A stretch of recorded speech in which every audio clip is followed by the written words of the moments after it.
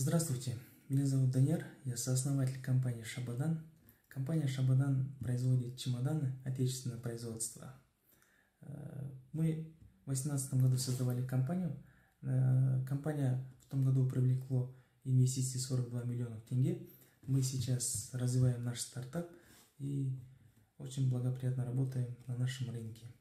Но я сегодня не буду останавливаться в мои стартапы, потому что это целая история, это уже отдельное будет выступление.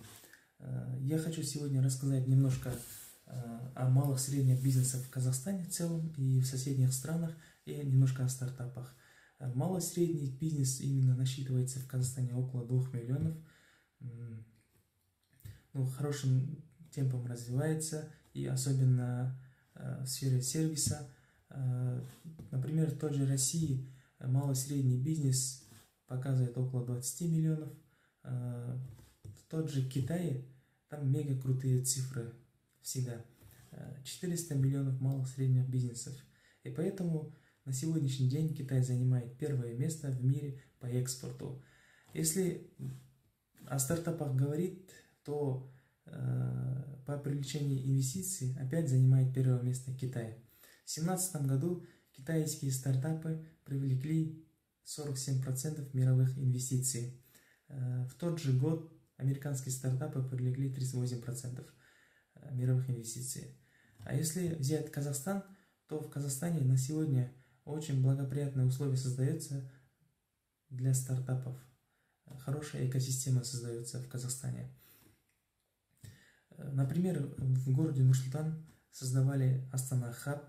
Астана Хаб на сегодняшний день привлекло 29 миллиардов тенге инвестиций для казахстанских стартапов. Недавно в Сингапуре выступали наши стартаперы и выиграли международную инвестицию в казахстанский стартап. Это онлайн-школа программирования founder.kz. Именно в Казахстане наблюдается нехватка стартапов именно в корпорациях, корпоративные стартапы. Требуются очень хорошие стартаперы. Если вы хотите создавать стартапы, именно онлайн-гроссери не хватает хорошие стартапы. Онлайн-гроссери — это супер-гипермаркеты, онлайн-покупки продуктов. На этом рынке можно расти такую компанию именно с оборотом 100 миллионов долларов. Так что, если хотите услышать именно о стартапах, можете наблюдать мои выступления именно в Казах Speakers или в другом месте. Спасибо, удачи всем!